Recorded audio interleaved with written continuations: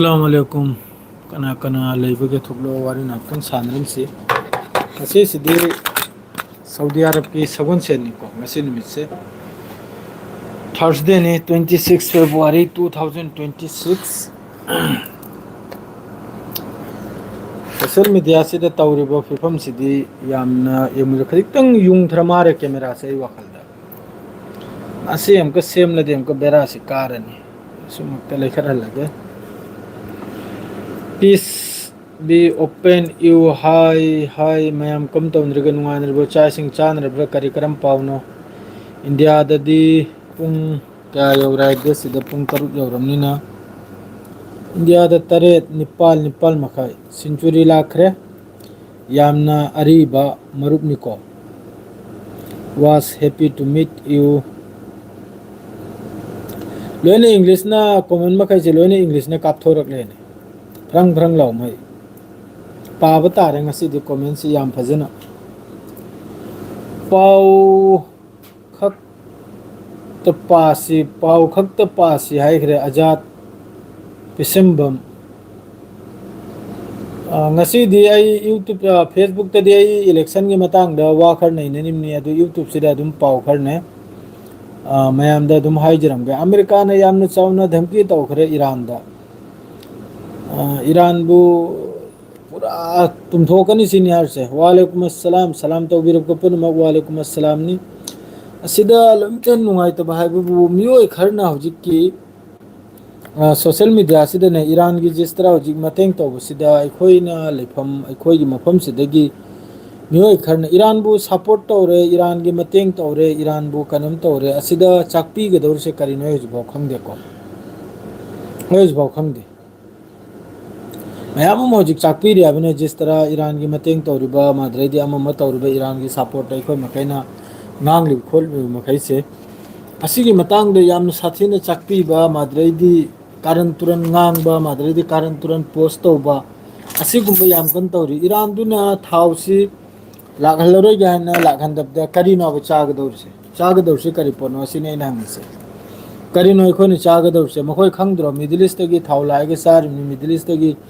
gas लाएगा हालिम ना से मखोय लोइन खंगिम ना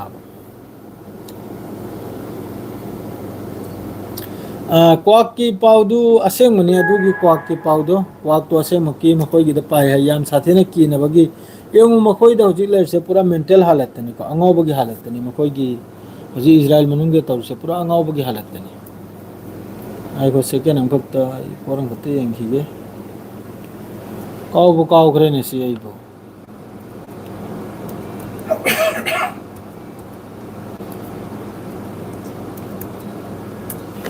अरांग खक्ते इंटरनेट कनेक्शन तौरमनिको अनोब कनेक्शन मारांग इंटरनेट लौरिमनि करिगाबदी डाटा सी लोइग्रे 100 GB थाम फादे को 100 GB सिदा कम से कम रियल चाम गत्रा मंगानी नि लौरिसे 100 GB सी थाम चत्ते सेंग नाइदा थाम चढ़ौद्रे हंदक वीडियो से याम फजना एयरक्राफ्ट अहुम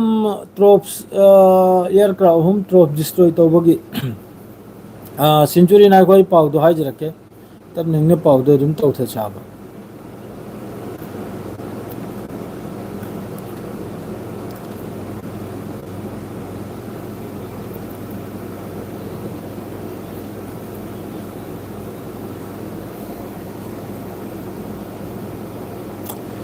जर्मन की तरफ ते हर सिनबु नेटो अमसुंग यूएस ना मखोय की डेवलप तो सिनी मखोय की कॉमन पोजीशन से हजिकी ईरान मनुंग सिदने यामना कन अदरे G7 की तरफ तगी सु GCC की तरफ तगी सु स्टेटमेंट हम लाइको मखोय ना आसु ईरान से याम कन हेंजले सिनी जिस तरह ईरान की तरफ तगी हजिकी स्ट्रेट ऑफ हार्मुज तौरबा अदरेदी ईरान न मिडिल ईस्ट लान तौरिसे ईरान न मिडिल ईस्ट लान तौबगी सिरी ईरान की साफ कैनम दिनी को मयाम सुखंगी दिनी ईरान हर सिनबु सिदगी थादोक लेगा सखोसि सिदगी अमेरिका की बेस पुनमक पुनमक सि लौथोक लेगा सखोसिनी ईरान की तरफ तगी हर मदु थोकत्रि फाउदी लान सिरि तौ मथौ ताइदना थोकपै मतुंग ना लान लेपदो से थोकत्रि फाउदी लान सि तौ मथौ ताइ अद्रैदी याम साथीना मखोय की वेब 20 वेब 81 वेब 82 से कनम की तरफ ते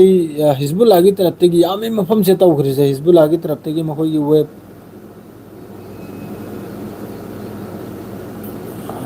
sida kano paum sida le mana ko si 25 March ki paum ni ko 80 subo web sinabu 80 subo siri yamne sawi Iran ki taraf te tawgrise Tel Aviv ne Kiryat Shimon ne Madredi Beni Barak asine chingbuda Madredi somna nabu sigi region sidnabu Ali Al Salim aduga Arif Jan Al Azraq Sheikh Isa asima kaisidani 81 suba sisu makoina sida season akrisi Imad ne Qiyam ne Khurram Sheher 4 Qadir asima kaisini ko aduga loina F18 nama rang lau thabagi pawdo F18 nam so ina yaw khram ne rang gidro F18 nama Iran ki taraf te gi intercept to bi wa do ina video sunap kimni adredi somna bu Hizbullah ki taraf te gi si Al Khwaja asida su rocket makogi IDF ki lani punjal bakanda Kiryat Shimon da su rocket Madredi amakka Al Khwaja da guided missile Madredi somna amakka border town ni Al Khwaja se asida su rocket barak rocket capsule ba Al Khwaja sida adredi Somera asida su makogi settlement ngang tani ko Naharia Madredi Malut ayam bada Lebanon gi lam se hojikta Lebanon gilam se जिस तरह hojiki mogi Kiryat Shimon krahariba Madredi Metula krahariba Almars krahariba Misgab krahari se adum Google de ngabne sigi ming makai se search toroga asipuna maksi hojiki mogi litani libar haibra adugi mamang tham gadana ablerse asima kai sina boji makoina Israel ki taraf te gi capture to dana talatla makoina sida makoigi Israel cards makoigi hojiki defense minister do adun haibu makoi buffer zone pawu sare sini kabagum changyan yam sathina kam na tinri ko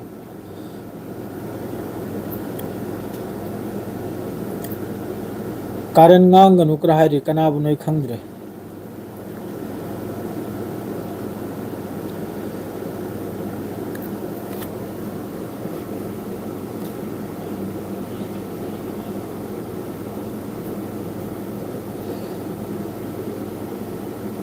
ai comment se jo mong teng ing ni mayang gi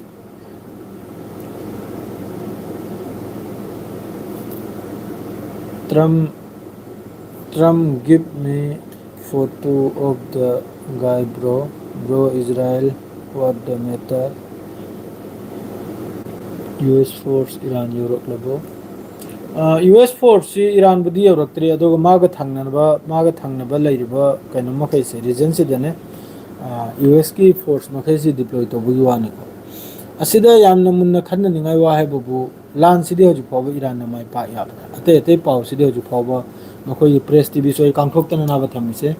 press TV da makha ta ba hoju phawa update si laktri ko mai ke meri dani ne kangthoi ga thamise IRGC की तरफ से 82 सुबह web से काप खरेब से ma'am से खंगी सिदा मखोई ने target तौग्रे सी सोम की रीजन से दनी अदुगा MQ9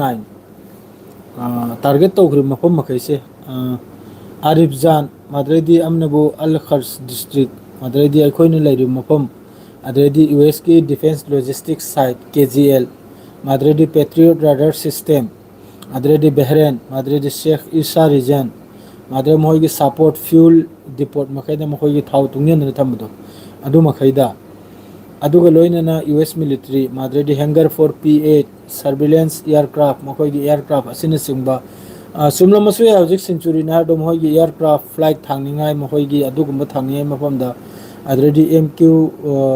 MQ9 Reaper combat drones असिन सिंगबा मफम गुदिंगनी को कामिकाजी ड्रोन अमसुंग मिसाइल ना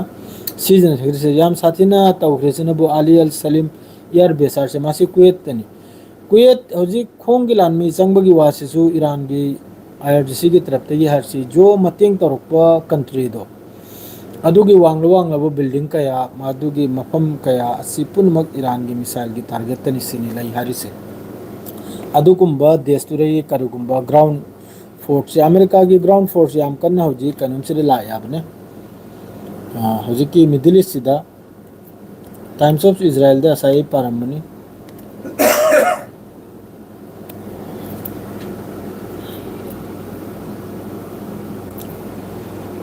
टाइम्स ऑफ इजराइल दा हरसिन बु मियो यमसु टाइम्स ऑफ इजराइल से सिबगी पाव से तलतल थोगलक ले मखोई की हिजबुल्लाह रॉकेट अटैक नहारिया मियोय सिबगी वानी इजराइल की नहारिया माद्रेदी सोमनबू ईरान की मिसाइल इजराइल मनुंगदा मी मापल सोकपा मासिनबू 7 मिसाइल तरेत फायर तौरपना मरम ओइरगा मियोय मापल सोकपगी वानी को टाइम्स ऑफ इजराइल द फोंदोरइसे माद्रेदी ईरान मनुंगदसु याम साथीना माद्रे सोमना अमका बेनी बराक हारी मफम सिदसु क्लस्टर बम सिना हाइबु क्लस्टर बम सी मखादा तावी मतुंग तपना तपना पोखाइरे नाबने असी पोखाइबना मरम ओइरगा मियोय मापलमसु याम साथीना सोकपगी वानी वीडियो करा अपलोड तौरकले मखोयगी सिविल की खजी खरा मफमदा खजेराक्तंग सोब तारगदी मखोयसे अदुम लाउथोरे याबने दा हौजिक जिस तरह मखोय मनुंगदा कपनरिबा लाउनरिबसिजु येंबदी नुंगाय ट्विटर दे याम फजना करिगायदी जिस तरह मखोयना गाजा दा कफलखिबा अद्रेदी ईरान की अहम स्ट्राइक ता अंगांग मखै स्कूल की स्टूडेंट मखै मखोयना सही तोथोगिबसे सिगा खलुरदी मखोयसिदा तोयगिनिबसि याम साथीना वाली याम साथीन तोयरेदा cluster mountation from the Iranian ballistic missile struck in Beni Brak March 24 की नुको March 24 की मखोई की क्लस्टर बम से हजिक तक पुखाई रही नाबा याम फजन बजाय रे हजिक फावा टाइम्स ऑफ इजराइल सिदा अदुगा I-24 दसु बजाय बगी वीडियो से अदुम उ फंगनी I-20 सिदसु लागले को northern Israel द नहारिया दा 1 killed multiple injured for impact from northern Israel Nahariya सिदा इरा हजिक हिजबुल्लाह की तरफ तगी रॉकेट तगी सो हिंदोक्तना मिसाइल फाव यावजेलकले को ब्रो रूसिया मतंग दे यूक्रेन सु अमदी नाटो कंट्री एंगो नाटो कंट्री मखई की थकलिसी यूक्रेन न थकली पैसा से अमेरिका की माद्रेदी नाटो मखई की यूरोप मखई की पैसा से जेलेंस्की हाइब्रा करी हाइ नापित अमले भाई ने थकली को ड्रोन मिसाइल खुचु खुलाई मखिसे मोंद लोइना हाइजल करमनी अदुना बो हजिक सोमदे ईरान ना नाचीदना इजराइल मनुंग स्ट्राइक तौरनी करी हाइबदी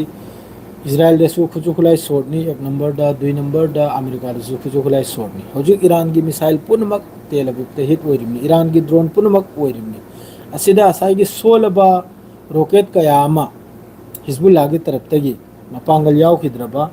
अदुगुंबा कयामा कानून की तरफ तगी हिट ओइरिमनी को मखोय इंटरसेप्ट तौरिमनी IDF की सर्जन अमसु ओरी ग्रीनबर्ग हायरसी मासी साउदर्न लेबनान दा मासी मथाई लाल खरेका सही कुल माथोय ते सूरी मासी नबु गोलानी पेट्रोल की मखोय की हजिकी ग्रुप से गोलानी पेट्रोल है असिदनी मासी थर्सडे नुमित की नसी की पावनी को हिजबुल्लाह का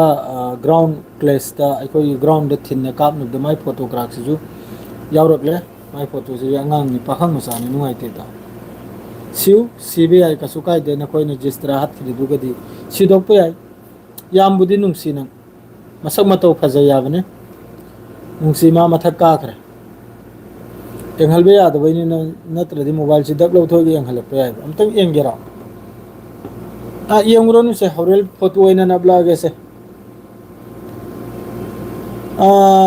ईरान की तरफ तगी मखोय की पुरकपा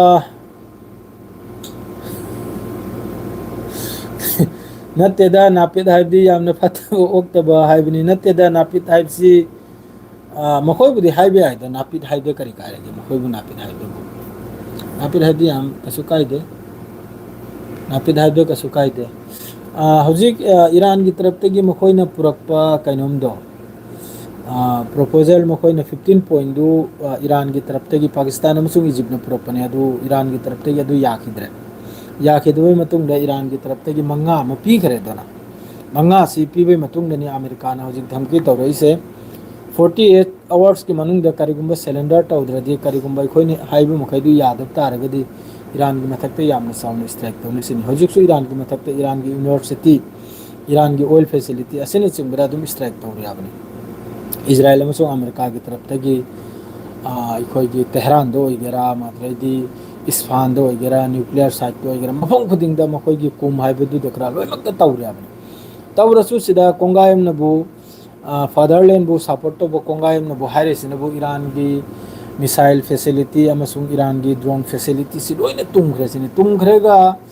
कराइदगिनो ने ईरान हौजी 82 माद्रेदी 81 हाइना वेब मयामम कापलेइबा मिसाइल मोमोंगी पुथोरेइबा ड्रोन मोमोंगी पुथोरेइसे लोगे लोगे सारब जालो ईरान की खुजुगुलाइसे लेइबेदनो पुथोरेइबा कापलेइमनाबा ईरान की सिटी अमफाउ लेंद्रि हाय मिसाइल सिटी अमफाउ लेंद्रि हाय ट्विटर दा मखोइगी ईरान की डिफेंस की तरफ ते की आईआरजीसी की तरफ ते मोइगी सिटी ईरान की मिसाइल सिटी अमफाउ ले हौजु फाउ कम से कम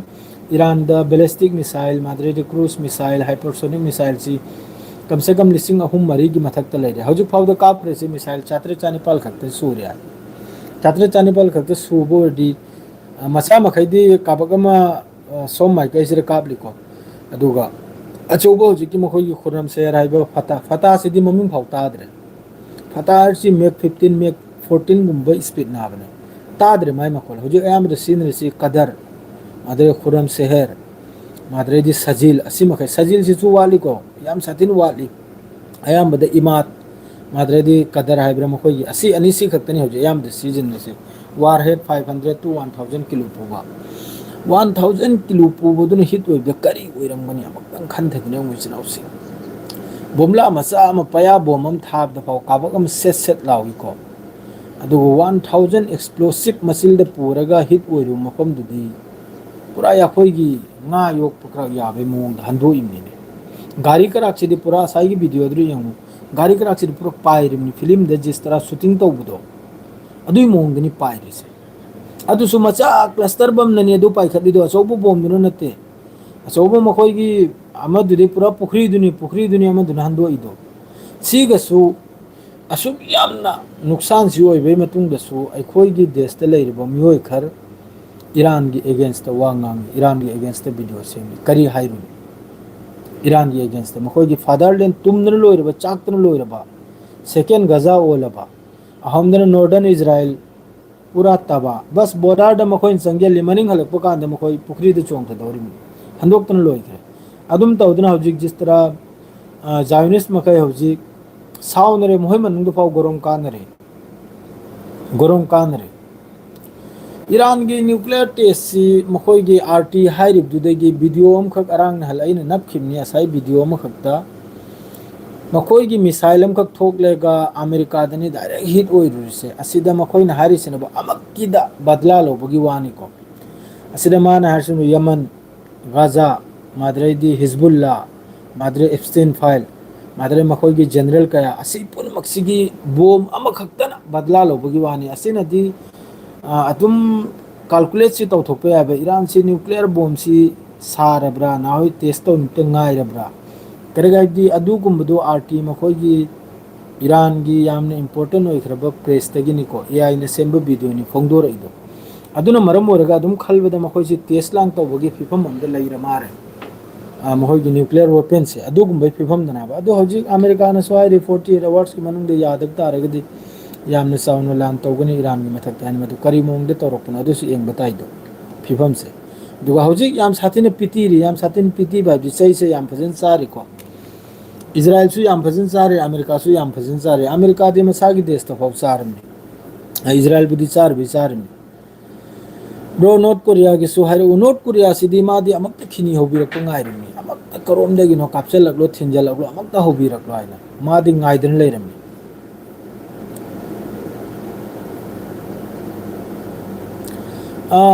ईरान ngairisi सेंचुरी नहीं चाही कुलदगी ngaइरना है अमेरिका की फोर्स से अमक्ता ईरान की जमीन दे तारक पाइना अमेरिका की सी पूरा मखोई ईरान की आर्मी मसुंग आईआरजीसी की तरफ की स्टेटमेंट निको मखोई की प्रेस टीवी अमा मदा तेहरान टाइम्स अमा मदा मखोई ngairisi चाही कुल सुरसिनी अमेरिका की फोर्स लोइना ताबु तहलगनी सिनी अदुगा अमेरिका ना ईरान मनुंग दा ग्राउंड ऑपरेशन तौरगा लान ngमगने आपसी थाजु वाली जिस तरह मयाम खंगी दुनिया अफगानिस्तान दे चाही कुल लान तौरगा अलोइबिदा थादोगलेगे सेल खिबदो अदुदगी सु हेना खतरनाक नि ईरान की मनुंग की मागी लोकेशन मया है उन्थोकना कल खरब चिंग उन्थोकना चाही लिसिंग मंगा की ममांग की लुंग अखोइगी मखोइगी बंकर ब्लास्टर बम नफौ चंखिद्रबा अदुकुंबा प्लेस ngang ईरान मनुंदा असिदा मखोइने लाक्चना जि थाजदे अदुगी पूरा ट्रेनिंग तौदन ईरान हाइरि दुदिने ईरान हाइरि चाही कुल दे ngaire इमनाय दु चाही कुल दे सेमगो सागलप खुजु खुलाइ जे हेक्ते लोइरब्रो संथी जाब खर नक्ता हाइरगे याब्रो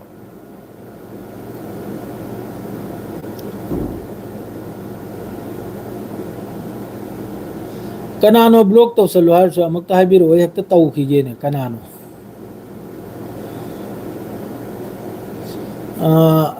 asangbo message su khar parak u tahallu okay bro fajabu wafam ni the most beautiful woman in the world Nasir loimak tena fajaba nupi sidi ai wakalda masar dani ko masar si am satin phajai hairi ko wal da mukoi makai si am satin fajaba nupi lai hairi fajasu fajai masri makai sa sang mani ko thank you hojuk phawbo mayam tension laurunu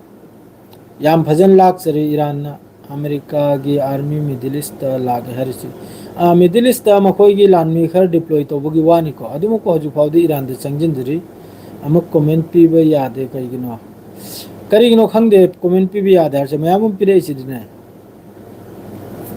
sida bro helicopter dai tharak padu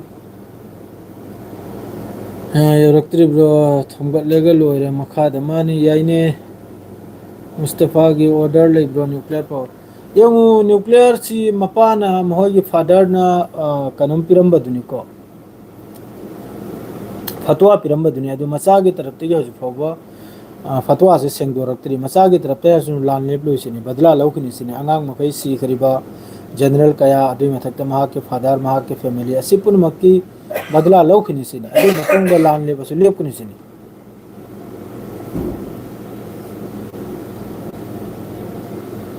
chadri es Donald Trump se gi photo se mayamam lai da pura angau bugi halat ni man hawjuler se Netanyahu sidri da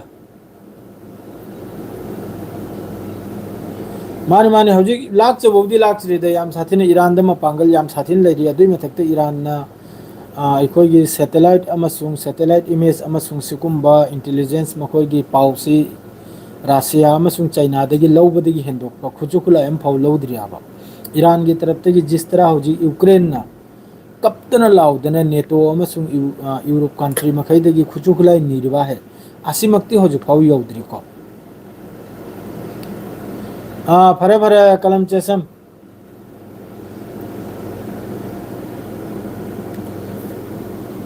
Nasir aikoi khangu gyan tadri kari no ina harse gyan tadri harse o sida pung taru makhai yogadawre yung hojuk phau sida important hai bo lan gi main maru hai bo hojuk phau ba sina dia dum khangba mayam se dum khangana abne hojuk phau Iran gi lan tawnrap ko nasi numit kul mangani kul taru ni surap se asida Iran gi tarap te gi karamba country de su khujukulai hojuk phau ni dri adui maming Iran de lai ri khujukulai ek number da Strait of Hormuz thingi har se mayam Strait of Hormuz se thing de Strait of Hormuz se Abbas Arakchi gi bar magi ekdam against ni magi statement se Strait of Hormuz close oi de ani Strait of Hormuz se kanagno close oi sahib da Israel amasung America gi alliance Israel amasung America bu support to kanglup ki adugi Strait of Hormuz se banni sin aduga Iran gi supporter amasung Iran gi matung de leplibo mioi makai gi Strait of Hormuz si ban oide adumokpu makhoina thokpo kanda paum tang tahalamu sini harise IRGC gi Navy gi taraf te gi ne makhoina sai gi crossing to bo kan sidane paum khak tang tahal bir musini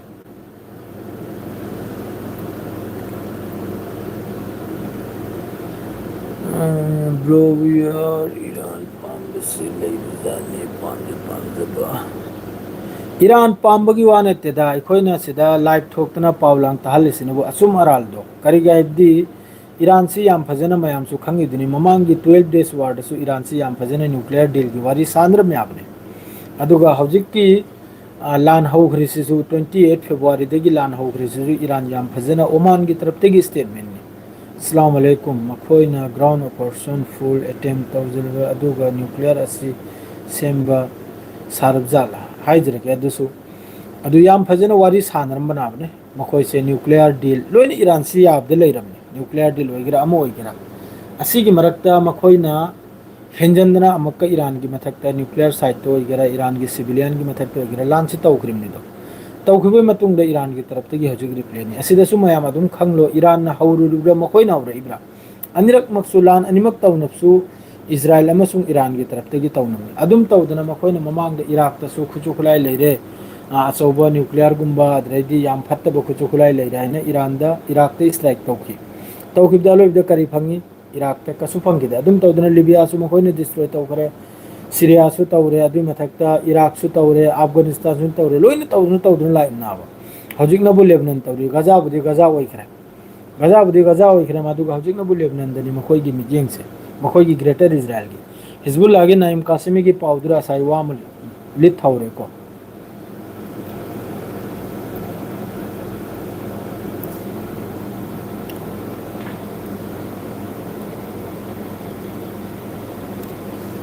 Manipur एन ईरानी मायोक्ता यामना लाउबा जावरे इमान लैबना सारिबा मोइना ngasi अब्राहम लिंकन द ngasi अटैक तवी हारसी चुम्ब्रो ईरान ड्रिल रशिया की तौरिब्रा एनजी पाव खुदिंग कयादा लाइव थरकनी हायरकु लाइव सिरि पुंग तरुक की दुम दुम थारे द आई ब्रो की दमक thank you bro I am American bro I am American I am sorry कराए अरब की किंग दो हाना ब्रो यूएसए की सऊदी निंथो ब्रो नेतन्याहू कमेंट में जमतम पाकी के को ब्रो ईरान की नेवी कमांडर लेटर है से चुम्ब्रो ईरान की नेवी सी हाना ममांगे द लेखि द बा काइनुमनी द ईरान की हौजी की नेवी कमांडर द हौजी की नते द ममांगे नि ईरान अदो हौजी अइना हारदुनी जिस तरह मखोइना वायलेशन तौरइबा जिस तरह सिगी रीजन से मखोइना डिस्ट्रॉय तौग्रि मखैसे असि पुनमक्से हौजी हिजबुल्लाह की नईम कासिमीना हारिसिनबु मखोइ सरेंडर तौरोय अदुगा मखोइ लान थेंगनदुना चकनि सिनी लेबनान बु ngakतने चकनि सिनी अदुगा इजराइल ने खल्लिबो वाखल मखोइ की ग्रेटर इजराइल खल्लिबो वाखल से असि पुराव हेलोइ सिनी हिजबुल्लाह की तरफ तैयार से खन सुखलिमनी मखोइ की ग्रेटर इजराइल करेगा दि हौजी फावदा इजराइल की तरफ तगी यामना कन स्ट्राइक तौर से लेबनान मनुंगदना लेबनान से पूरा डिस्ट्रॉय तौर नाबो बेरुत तगी होना Lebanon border northern Lebanon mother south Lebanon असि पुनमक्से लोइनि मसी दगी होना एयर स्ट्राइक से तौरे तौर के संगिम नाबो डिस्ट्रॉय से तौर ग मखोइ की ऑयल वाटर फैसिलिटी वगैरह जैसा फैसिलिटी वगैरह असि पुनमक्से मखोइ की मेन मकसद हाइबो नेतन्याहू ना डायरेक्ट अमेरिका की तरफ तगी 15 पॉइंट से थाबे मतुंग नेतन्याहू की स्टेटमेंट लायाबा करिगुम्बा इजराइल अमसुंग अमेरिका अमसुंग ईरान सिसफायर तौखिब तारगसु इजराइल की तरफ तगी लान तौ से लेबलो है ना अदुई ममिंग करिना दसा की मान थाम के सिसफायर तौ अदरदि न्यूक्लियर यूरेनियम इन्वेस्टमेंट तौ पिथोर ओ मादरे न्यूक्लियर साइट डिस्ट्रॉय तौ अदु कुम मखैदो करिगुना जिस तरह हौजिक वायलेशन तौरिबा है लेबनान दसु सिसफायर द वायलेशन तौरिमनि गाजा दसु सिसफायर द वायलेशन तौरिमनि दो इजराइल की तरफ अदुम तौदना मक्क ईरान मनुंग दसु हौजिक सटलेगा अमक्का मखोइ की मकोक चिंग मखैसे सही तौथोरपा सिगुम फिफमदना मखोइन कुमथ्रेसे इजराइल की मागी प्लानिंग से अदु पुन मक्तो अहमदना बु याम थीना काइनों की तरफ तगी हिजबुल्लाह की तरफ तगी माइ थीब पीरे सोमदना हौजिक ईरान की तरफ ते हौजिक टारगेट तौरसिना करिना हाइबदा असाइगी लेबनान बॉर्डर दा मखोइगी आईडीएफ की लानमी पुंजलिसे अमसुंग गाजा की हौजिक की मखोइगी येलो लाइन मादरे रेड लाइन क्राइदना लाइरिबो मफम सिदनाबा हौजिक की ईरान की मिसाइल मादरे दी ईरान के क्लस्टर बम असि मखैसे हिट ओइरिसे हौजिक अदुगा दुई नंबर दनबु हुती की तरफ तगिसु स्टेटमेंट नि हुती की तरफ ते स्टेटमेंट सिनबु अरांगनबु अमनि नसिनबु अमनि को अरांगनबु हारसिनो मखोइ रेडी लेरिसिनि लान की दमकता एनी टाइम द मखोइ जॉइन ओइनि सिनि लान सिदा हौजिक की इजराइल अमसुंग ईरान की लान सिरि जॉइन ओइनि अदुगा मखोइ की अतोपा हौजि मकोक चिंगलबा अमनबु हाइर इसिनबु सिगी रीजन सिदा अमेरिका अमसुंग इजराइल की खाउ पाइर मखैसे पाइगनु तोक्थोउसिनी अदुगा ईरान की सपोर्ट लैसिनी हाइरिसे हौजिक हुती की तरफ तगी स्टेटमेंट प्रेसे तो फिफम से हौजिक सिदे लोइना पॉलिटिक्स से माद्रेदी चाइना की तरफ तगी जुंग से स्टेटमेंट इमला यारगदी सेसफायर तौब लान से लेपा चाइना की फॉरेन मिनिस्टर की तरफ ते हाइरिमनि को लान तौंद्रे के कान रोय लान से लेपुसिनी ईरान की तरफ ते पूरा क्लियर नहीं को लान लेपे वाले थे जब तक मखोइ की हाइरिबो वाफम मखैदु याद्रि पाव जिस तरह ईरान मनुंग डिस्ट्रॉय होइखिरो पुनमक अमेरिका ने सेमनम सागतलम मथौ तानी अदुगा सिगी रीजन से दगी पूरा बोरिया बिस्तर बांधी दना अमेरिका की लान पुनु थोकप लागी निसिना अजि सिगी रीजन से दगी अमेरिका थोकप कराहर सिनदि लान से आरो खरनि बुचखिनाबो तरगदि यारो याबा अमेरिका थोवा सिगी मफम सिदगी सिगी मफमसिदे थोखिब तारगदी मखोयगी याम साथीना पूरा रीजन से तगी मखोयगी मांग न सकरे अदुननि अमेरिका मनुंग हौजिक डोनाल्ड ट्रम्प गी अगेंस्ट मयाम थोइ भाई न थौ नो नत्ते करगी लान तौरु नो ईरान की मथक ताइम दु ईरान सो अदु कुंबो पॉइंट दु खक्त ngaइरिम नाबो मखोय सि चांस फंगे सिरे काउथोदरे कमतम काउथोकने अदु काउथोकपगी नाब तौसे अदु अखोयगी सिदा खाउ पाइ मखैसिना ज्ञान से ताखिद्रिना मखोयना हक्ता मखोयगी एयर स्पेस अमसुंग मखोयगी बेस मखैसे हक्ते नखोय सिदगी अखोयगी यामना डेमेज ओरे थोखराइनने हौजी गैस पाइपलाइन ऑयल पाइपलाइन जो तो डिस्ट्रॉय होइख्रिसि सेमलकपदा हौजी की कतर की गैस मखोयगी हौजी की रिफाइनरी दु सेमलकपदा सही मंगा दे तरु पाउ संगने हौजी की डिस्ट्रॉय होइख्रिदो ले कनोमन दे वागदोर नि याम साथीना बार बार हर जिने उसिंग वासिंग यामने चेक्सलु उसिंग वासिंग यामने दरकार होय कदम करेगा दी जिस तरह मखोयगी हौजी कनोम pin Rise statement pin Rise यामने Hanzel बंगांग तनाबो करेगा दी अमेरिका की तरफ तक सुमनिंग हल लेते मादु मपु डोनाल्ड ट्रम्प की दिमाग दी नाथोकनी मनु मा नाथोकिनी जेमने तेमने तौदना मा ग्राउंड ऑपरेशन तौरकपा ना होय नाथोकिबा सिमक्ते अनिमक सिरे अम होय दोरनी करेगा दी जिस तरह मखोयगी हौजी की एयरक्राफ्ट कैरियर मखै मिडिल ईस्ट तमने संजल इसे अदरदी हौजी की मखोयगी गेरल फोर्ट करा हर दो रिपेयरिंग तौरियाबो मै चाखिबदो अदु ग्राफ्ट सेम सारेगा माद्रम होय हौजी की ट्रिपोली हाइब्रा कनो अमसु अनोबमसु लाखरमनी एब्राहिम लिंकन गा लोगेदा लोइनना असिगुम मयाम मादे मथक्ता मखोयगी ग्राउंड फोर्स मयाम सु मिडिल ईस्ट डिप्लॉय तौबगी वानी कुवेत तो ओइगेरा मखोयगी बेस मखैसिदने जोसिदा खाउपाई मखैगी देशता लैरिबो बेस मखैसे असिदा डिप्लॉय तौबगी वानी अदुना मखोयसी यामना चाउना ग्राउंड ऑपरेशन गुम अदुगी सु ईरान रेडी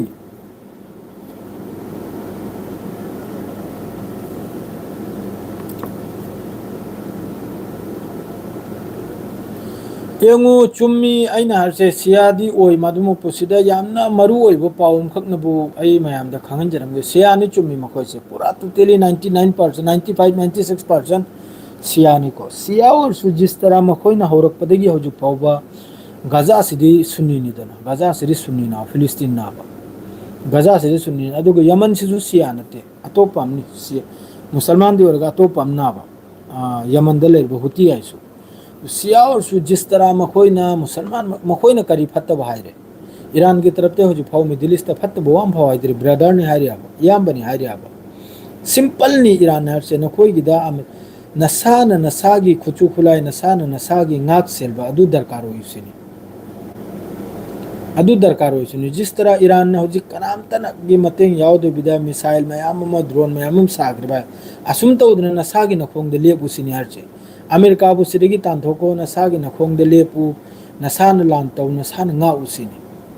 asi kambo फत्तव लाइक्रम अदुगा असुयामबो मिडिल ईस्ट लाइरिबो इस्लामिक कंट्री मखैसिना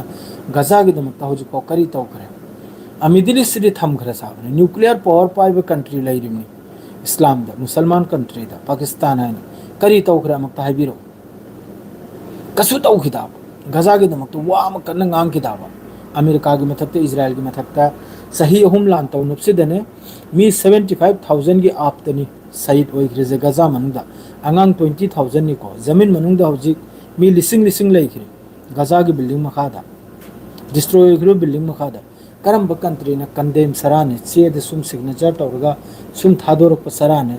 करम बनवा अकल बंगांग ईरान की तरफ तक की हाइबगा स्ट्राइक नि हिजबुल्लाह की तरफ तक हाइबगा स्ट्राइक नि हुती की तरफ तक हाइबगा स्ट्राइक नि हुती ने यामना डिस्ट्रॉय ओइख्रिबा नते ईरान की मिसे अदुम सिनिंग दने सीरिबा ईरान से तुमिने ले थोपया बेदो न्यूक्लियर गुल्ली मारो हारे मेगने मागी ग्रेटर इजराइल दो ईरान यूरोप ताबने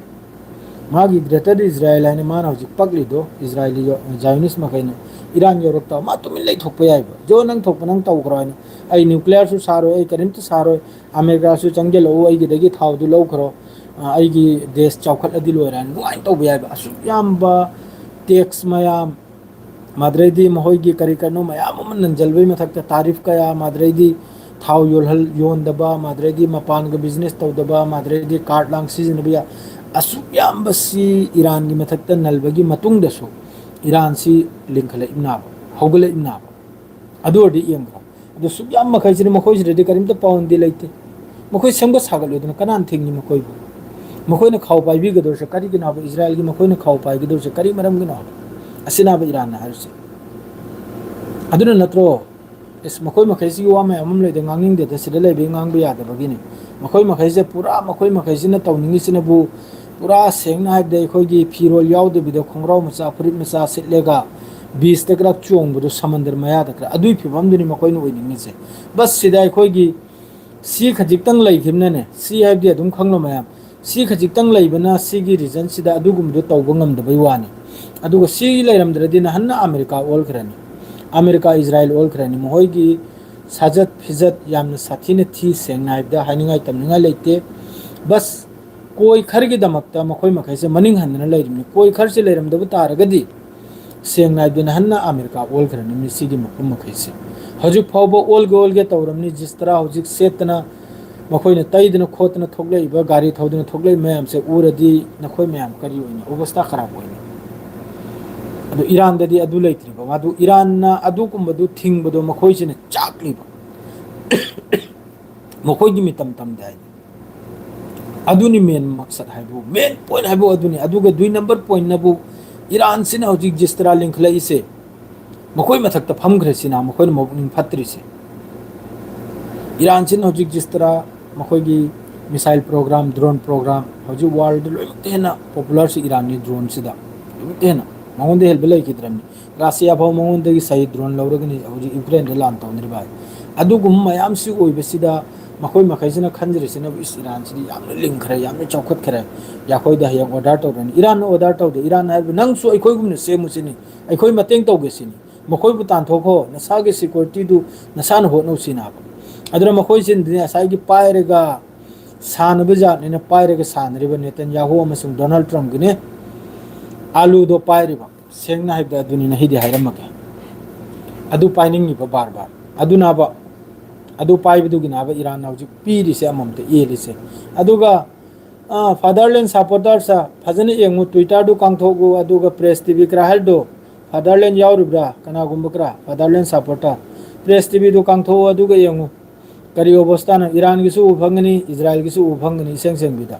कनाना कयाम सोपनो कनाना कयाम डिस्ट्रॉय में अदुम येंगलो हौजु फावदा जिस तरह ईरान नैरिबा हयाम साथिन नैरमनि गाजा ने कप लाउरमनि कप लाउ बाइबु लेबा खोलेगा खांगनि लोइरे अमक्ता लान से लेपी बाइना